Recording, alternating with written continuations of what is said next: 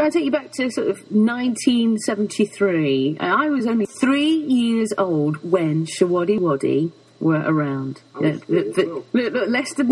Mentally. Leicester... We weren't much older. Look, these are the guys, two of the guys. We're talking about Roadie and drummer Romeo Challenger, both the original members of the band, Leicester band, should I say, Showaddy. Thank you both for joining us here in the studio at BBC Radio Leicester. You're celebrating 40 years. Who'd have thought that? Wow.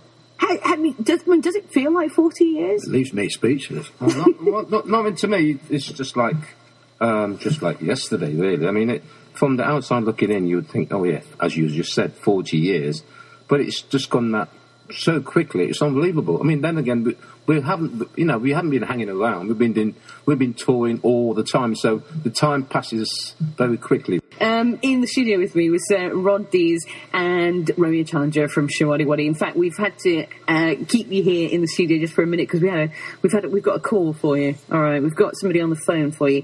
Hello, who is this?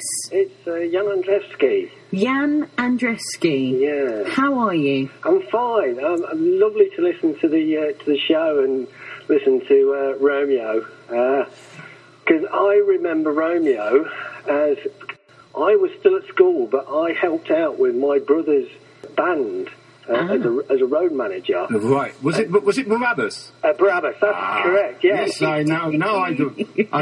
Yes, I do know, yes. Yeah. And I got called up on stage one night because at that time we were playing progressive rock and you had twin bass. Yeah, twin bass drums, yeah. And one of the pedals came out.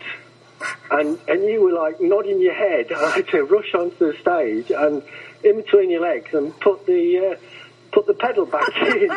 I had ringing in my ears that night so terribly because you were so loud and so fast on these twin bass drums. It was just amazing. Oh, have you got any hearing left yet? No. Imagine how we feel. Yeah. But I've got a bit of a confession to make. Oh dear, go on. As long as it's clean. While I was still at school, it was my last year, and I had a day off to revise at home. But I got the keys to the group van, and I got your drum set out, and I put it out into the room, and I started to play, and that was the first time I touched a kit drum. And I thought, yeah, I can get into it. How very dear. But you've been waiting 40 years to get that off your chest. Yeah, the neighbour complained to my mum.